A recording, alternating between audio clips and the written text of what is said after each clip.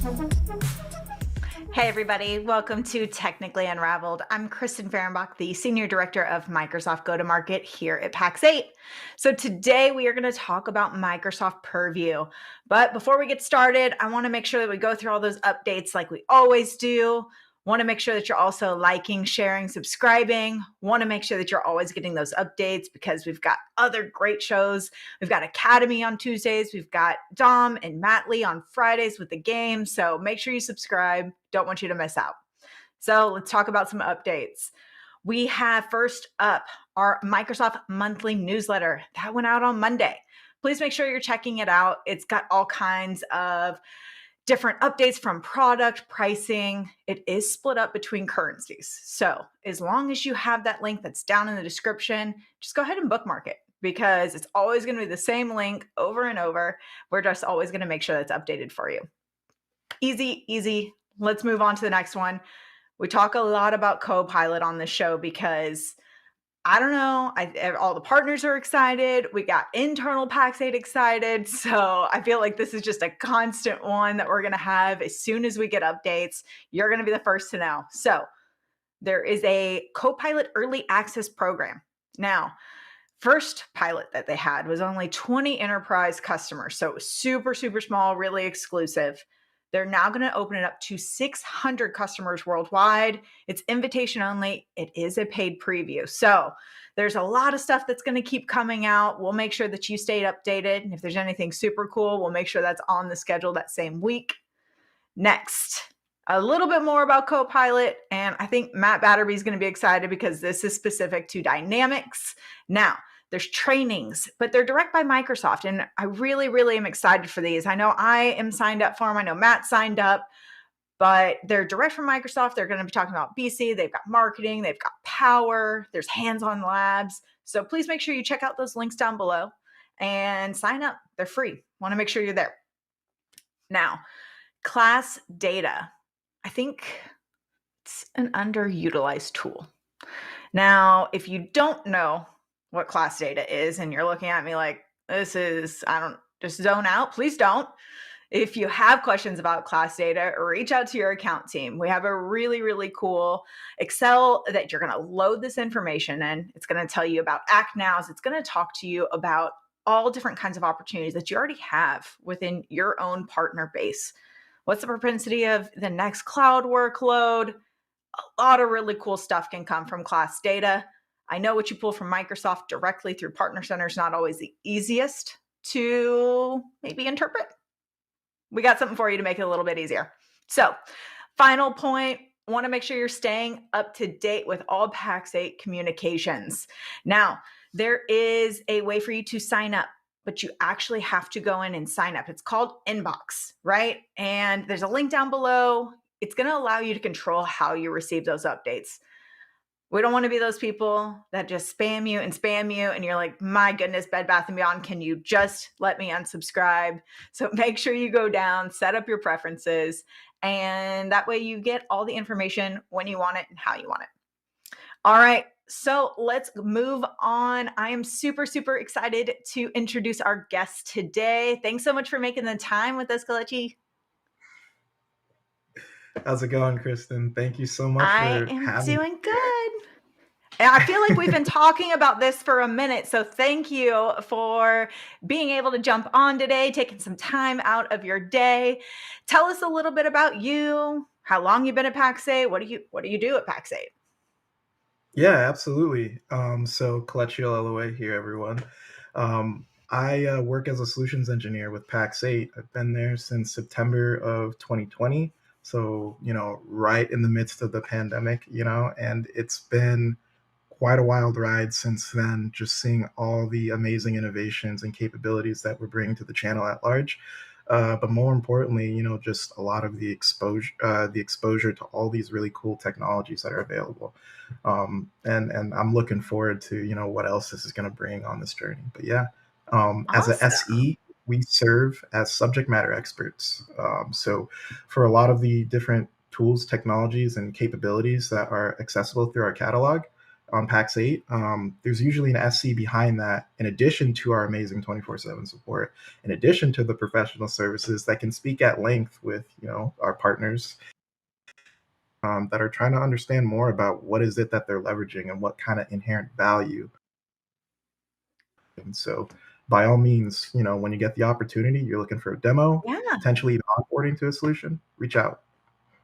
That is awesome. And what's funny is I wasn't even aware of this team when I first started at Pax8, and then I got introduced, and I got Daniel York. I'm sure a bunch of you probably already know him that are out there watching. He's at all the mission briefings at all of those events, I feel like. But you've been at a lot of boot camps, my friend, doing a lot of knowledge-based training. So I want to make sure that you share a fun fact with us, because those always excite me in the way that we start the show. I worry about these kind of situations sometimes, but we're just gonna go for broke. So when I was younger, I had the opportunity.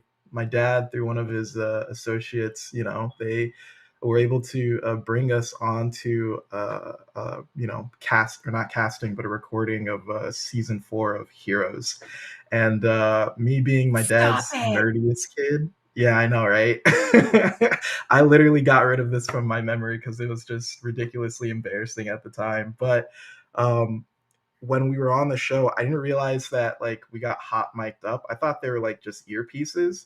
And so, my little conniving self was just so infatuated with this little device, and I accidentally turned the gain up way too high. And I think one of the actors was just over it. And I remember him just being like, dude, I can hear myself. And it was just echoing. So I like immediately took all of it off, started back pacing slowly out of the building, and then just booked it. And you just left. Incredible. Yeah, so I was All right, still on the compound and stuff like that, just exploring, but man, that was yeah. all right. That was a new one for me. I've never heard you say that one. So I like it. I Yeah. like it. All right. I want to make sure, I feel like this show continues to go by fast. So I want to make sure we dive right in, because Microsoft has so many different solutions. But I feel like one that we don't maybe talk about as much is Purview. So can you just tell me a little bit about it? Like, what is it? Because I don't think it's that common knowledge. Yeah, absolutely. And I would somewhat agree so too, in the sense that I think people are aware of it to a degree, but they look towards other solutions like Defender and whatnot because, from a marketing standpoint, those are generally front and center. But when you look at the landscape of cybersecurity, and as you'll hear, recanted through a lot of the amazing minds here at Pax8 and even outside of the organization, is that there's a security component, and then there's also a compliance and information and data governance component that they play off of each other and supplement each other in practice. And so Purview is Microsoft's branding category that's a foray to that. It's actually historically like a combination of a couple of capabilities from Azure Information Protection and the previous security and compliance portal, just now under a new admin center and branding category and so on and so forth. Like, Microsoft likes to rename things. yep. This is just So another one in those lists. Yeah. there's 9? Is there 9 different categories within Purview? Yeah, so like 9 different domains in terms of solutions that are available right now, and we're gonna chop it up and get into them. But the biggest crux that I want our listeners to understand today is that the goal of these solutions are to help provide risk and compliance or unified data governance capacities to not only your cloud, but also extending into infrastructure and endpoints and identities that lie in and technically outside of your organization. That's how powerful Purview can be if you allow it to be. That is awesome. I think this is the perfect topic, because we just talked to David Powell about, what the MSPs are normally doing. What are their managed services? And how the risk conversation needs to be separate.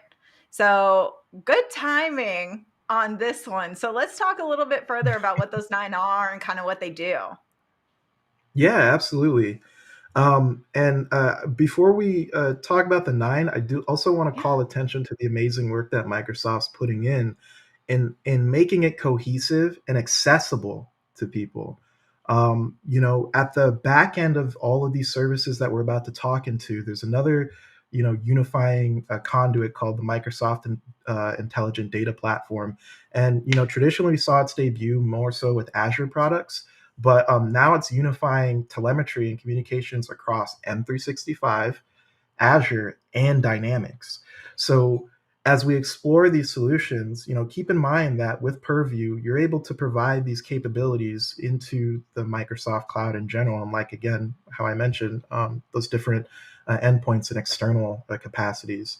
So getting back into that kind of image breakdown, Yeah. through Purview, we have those 9 areas of interest, which include auditing, which is going to give you your, forensics and data retention capacities. That's going to overlap with some other capabilities that are on this list. The next one being communication compliance, which we're going to talk about more about later, and that's going to give you playbooks. There's some automation in terms of how you can adapt to how employees communicate through Exchange, Teams, SharePoint, etc., and potentially even third-party SaaS applications. Wildly Wow. enough, you know Got it. the compliance managers, I really wish people leaned into this more, because even if you don't have certain licensing, the compliance manager is right there available to you in your admin center if you have a M365 tenancy. And that's what's going to provide you the ability to set your organization up for accountability capacities, and the ability to Okay. align towards regulations and frameworks and things of that nature. There's even built-in continual assessments that you can pick up. So yeah. So they're already Um, built into the product and people can just mhm. go in and okay. All right, cool. So what is that next one? Yep. So Can we we've pull got up data that graphic lifecycle. one more time? I Yeah, forget. I we've all. forget which ones are next, okay? I know, right? There's so much. I mean, I'm literally running through my head about all the capabilities that are in here. But yeah, data lifecycle management. So more automations with your data retention. You're able to review, classify, and like dispose of managed content, while also creating like pathways and hoops for people to jump through. So that way you're generating artifacts that you can use in later attestation reports. It's really to serve as a defensibility portion in conjunction with all these other Purview capabilities. Data loss prevention, huge. That's one that, as we'll explain more with capabilities like, or licenses like Business Premium, that everybody should be actively using in one way, shape, or form or another. One thing that I get really early on into this talk of data governance, and then also risk and compliance, is when I'm stepping into M365, maybe I'm just using Outlook for customers and things of that nature, and I want to do email encryption. Well, guess what? Okay. That email encryption is not only effective through and employed through data loss prevention policies, but also through Exchange, beyond Exchange, into Teams, OneDrive, SharePoint, and you can even get little tooltips that instruct end All users like, connected. hey, don't do this, right? So I like it. Okay, and I e-discovery. mean, they're trying to make it easy. That way it's Mhm. all located in that one centralized place. So, I mean, I like the shout out to Microsoft in the beginning because the more you're talking about all these 9, I'm like, okay, they're all interconnected. Mhm. Yep, Cool. exactly. And beyond e-discovery, which people may have experienced before, that's going to give you your ability to, conduct litigation holds, as well as, just any, like, I just need to stop this dead in its tracks, this potential risk that's brewing within our organization. That's what's going to allow you to lock down that account and reduce permissions from the end user that, traditionally uses that account to do whatever it is that they did in their organization. Information protection, another huge component we'll expand on later. You're going to get all your sensitive information types. And again, going back to that ease of use, out of box capability, you're also getting pre-hydrated content, pre-hydrated templates Wow. that you could just pop in, drop that bad boy in, send it off, and you know you're now have some policies that are going to automatically look through your tenancy and search Wow. for Okay. personal identifiable information or violations of PCI DSS, so on and so forth. So you Yeah. mean you don't want me to email people's socials? I would prefer you didn't. Okay. All right. I got it. Can't I be got happening on that, it. you know. Good. But Okay. yeah, and then lastly, the last two are insider risk management, and that's kind of like a hot topic in the wider scheme of things, and kind of how you could bring conversations to people if you're trying to help them understand why this is important, right? I mean, it's Awesome. nice to think to, well, I guess it's not nice to think, but we tend to skew towards viewing tackling the threat landscape with dealing with external threats, but there's a real threat Sure. from internal to the organization, either through accidents or through intention. So, Through what I just we need said. to exactly. So we need to be able to lock that down. And the play-by-play with DLP and all the other aforementioned services can flow into your ability to build out insider risk management policies and lay more into forensic collaboration tools to help coordinate remediation processes between HR, legal, and security operations teams, or more playbooks and analytics that you can then use to even bolster and add more historical and contextual context to threats that are being alerted to Wow. in the Defender portal. And then the Awesome. last one, which is in the domain of data governance, is Azure's data map and data catalog capabilities through Purview. And Awesome. that was a really eye-opening experience for me, because another huge issue that we deal with in this industry is knowing what's out there, what kind of information you're working with. I remember reading somewhere that generally what's seen is that 80% of data exists in the dark within most organizations. And so the goal of the data map and data catalog capability are not only going to help you visualize that data, but also make sure that your purview sensitive information types and labeling policies apply to said data. And guess what? It extends into the multi-cloud environment. So you got Wow. AWS S3 Okay. buckets with relational databases and so on and so forth. You want all that information to be surveyed, to be audited, to be, you know, able to talk to your Microsoft cloud, which potentially could be your focal point of work and productivity. That's all doable through this suite of solutions. So I feel yeah. like I vastly underestimated the amount of time that we needed for Purview going through these 9. So let's focus. We're going to zoom in on a couple, because what Mhm. is it? I think we got 4 that we really want to kind of just pick through a little bit, because I mean, just talking about those 9, I'm like, wow. Okay, where do we start? Mhm. Yeah. So one of the things that people can also keep in mind too when they're starting with Purview is Microsoft has this really great zero trust guidance center, and those 4 capabilities that we're going to go into play into your adherence or alignment with zero trust as a framework as well. So I highly recommend those of you who are looking for some kind of document or reading piece to check out the Zero Trust Guidance Center. Just a quick Google search will reach out to it. And if Got you it. need help going forward, reach out to me on LinkedIn. Beyond that, though, with data loss prevention, this is the capability, like I mentioned before, that's going to help you assuredly encrypt data and provide availability in most organizations. Tied with the granularity and capabilities that are within Azure Active Directory's conditional access, as well as the policies that you're able to orchestrate through Defender for Endpoint, there is actually an ability through the DLP policy builder to get your policies extended into other SaaS applications if they have the integration, but also endpoints, and obviously provide the identity-based security that Microsoft and a couple of other people in the industry are championing. So take a look Goodness. at DLP. It's just very Okay. effective in locking things down in that capacity. Mm-hmm. And I mean, I don't know if people really realize that how important this is, especially for SMB, right? You've got somebody in your sales team, for instance. I mean, what can somebody taking all of their data do to that SMB, right? I feel like Mm-hmm. that's grounds where it could shut it down. And I mean, something as simple as looking into this, which is pretty much already available for him, could help maybe mitigate that risk?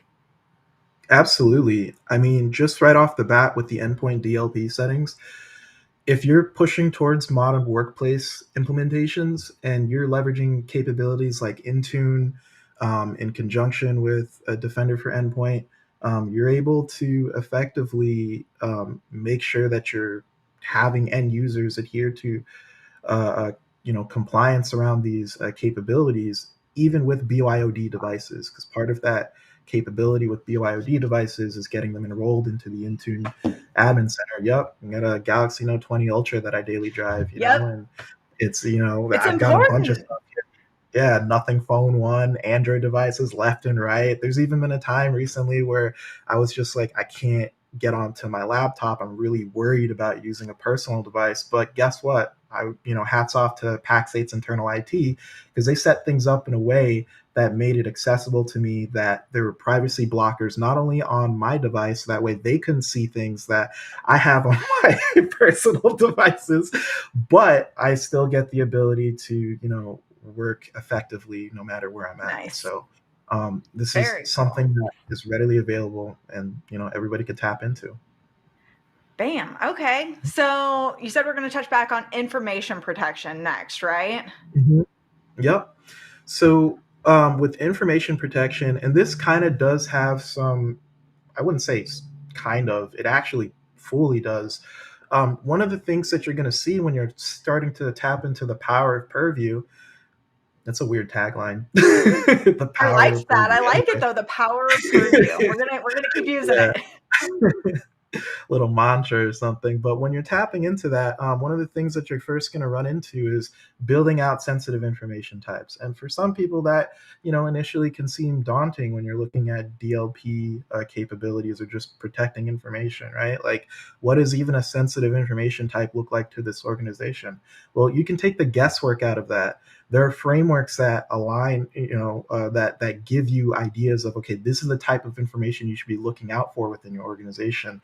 But beyond that, if you take a look at other, regulatory bodies and different sovereignties that declare, what certain sensitive information types look like for example, HIPAA, right? Personal identifiable information, all that stuff, ICD-9, ICD-10 codes, which are used in medical billing and things of that nature. You don't have to put those in there. Those are all already Okay. out of the box available in Purview right now. And all it just Bam. takes is just for you to pop in there, configure the policy, slap on that template, and you can even fine tune the threshold of recognition from the system, because it does use pattern Okay. matching, recognition, machine learning, all kinds of heuristics, et cetera, to verify that when I look at this piece of content, this is what I claim, this is what it's supposed to be. So, Very cool. It's like another this is my favorite part of this show is that this is a product that I'm not even really familiar with. So I get to learn Mhm. and bring experts on just like this and learn along with it. So I mean, that is a great tool. Okay, so then I want to talk about compliance manager. By me, I Mhm. want you to talk to me about compliance manager. You want me to talk to you? Yep, yep.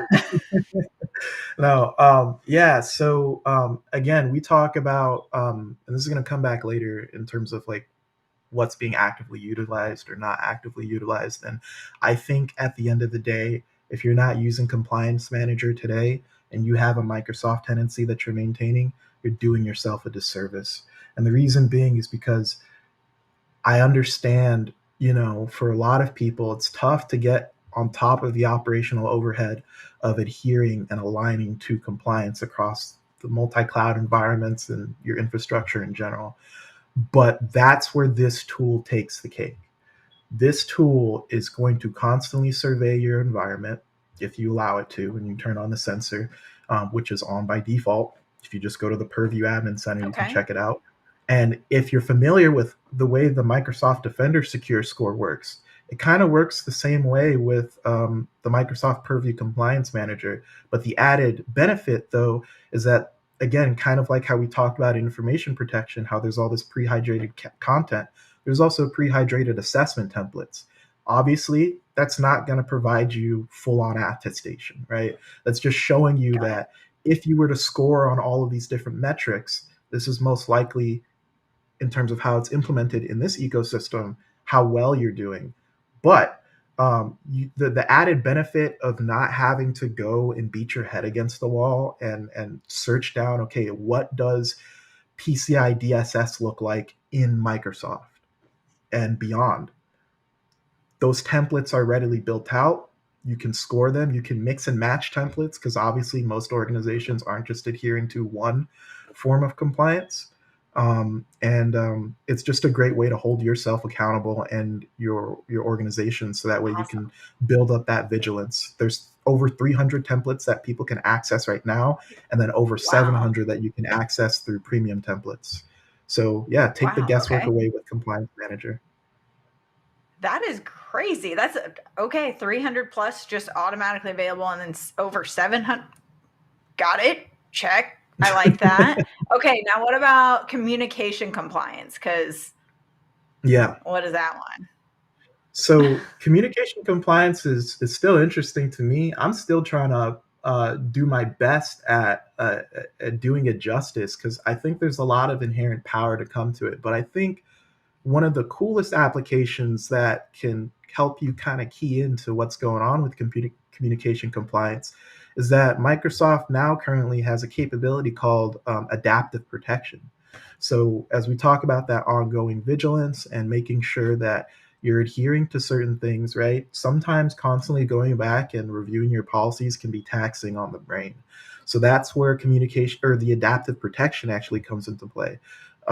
It's going to simplify not only how you start off with your policy, but what actions take place after your policy is in effect. So we'll run through this quick little scenario. Let's say an end user sends in a resignation letter through Outlook. It's served as an attachment.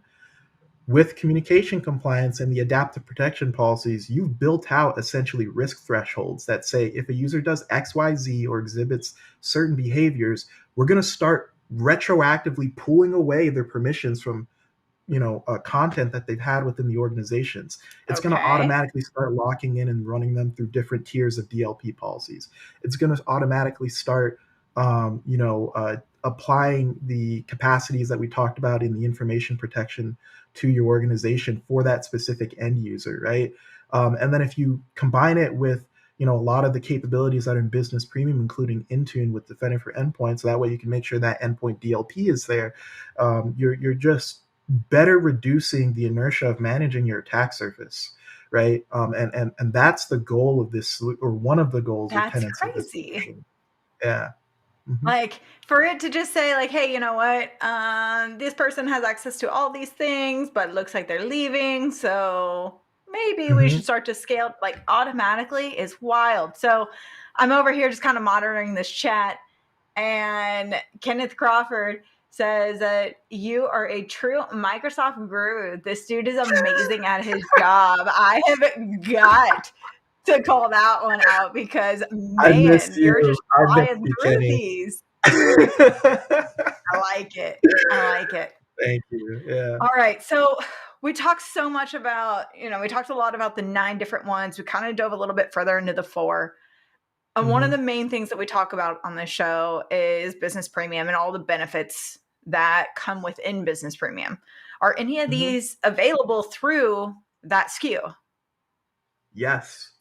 So kind of like how I was hinting at earlier, and just to kind of go through a basic breakdown of Business Premium, right? This is a really amazing, fantastic SKU that's going to take a lot of these, what we traditionally saw as enterprise grade capacities, and translate them through, SMB specific setup wizards and, just easier time, reducing that barrier to entry of getting these capabilities online within your organization and make it available. And for the Purview family, 3 things of note that you guys should be taking notes on and leveraging today, in my opinion, are the data loss prevention capability. And again, underneath that includes endpoint protection. And in Business Premium, you get access to Azure ADP 1, which is the prerequisite for Intune, as well as Intune itself, Plan 1 now, and Defender for Endpoint through Defender for Business. So you have endpoint DLP right off the bat, okay? Information protection. That's where you're going to create your sensitive information types that you're going to use to inoculate into your DLP policies to say, okay, this is the kind of content we're looking for. And if there's custom sensitive information types that you have to develop for your organization, you can. You could even say, I want to put this document form in this organization. And if you see anything that matches this common form that we have that's proprietary to our org, I want to run that through a labeling policy. So Wow, DLP information protection. And then the last one that's going to keep you on your toes in a more relaxed state, as weird as that sounds, is the compliance on your manager. toes, So again, but relaxed in a way. Yeah, but relaxed on your toes. Up to you what your imagination encompasses that to be. But but the compliance manager, which is again available to everyone, but really starts to take the cake once you start using those assessment templates, which you get access to, of the 300 plus templates that are readily available. So if you've got organizations across certain verticals that need to adhere to certain compliance, boom, pop into the compliance manager, start surveying the domains and how well you're scoring across them. And then also, use those assessment templates to, facilitate trust between you and your clients, right? Taking that ownership, really helps in establishing that. But also, for the sake of regulatory compliance, make sure that they're abiding by the rules of the game that they have to play by. That is awesome. So, I feel like I said it earlier, but the show just keeps getting shorter. I think that they're messing with the timers. I don't know. But is there a product that is underutilized that you think that the customer should be taking advantage of? I know you gave us those 3, but is there something that you're like, hey, you know what? This might not get talked about a lot, or do you have any thoughts there? I think it's the compliance manager, honestly, and the sensitive information types, which kind of play into that. Because, if you're talking about, I don't care what, licensing model that I have, what do I have bare minimum? The compliance manager and the security secure score area, not only within Azure AD, but more importantly, the Defender portal, those two things are hand in hand. And the great thing about them is that as you add more licensing and capability into your tenant, it adds more reviewable elements that can contribute to your compliance manager score or secure center score. Man. So take advantage of that, take a look at it, just familiarize yourself. This has been great. I feel like I definitely got a little bit of a learning lesson, which is always awesome. But I feel like you gave us some actionable things that people can go and say, hey, you know what? These are an easy way to start utilizing. So I'm going to need to have you back on the show because I feel like there's definitely more to uncover. But I want to say thank you so much for taking the time today. Thank you. Seriously, this is awesome. I love this kind of outreach. And again, to everybody that's tuned in, reach out to us here at Pax8. We really are in your corner, and we really do want to make sure that you guys are successful with anything that you use.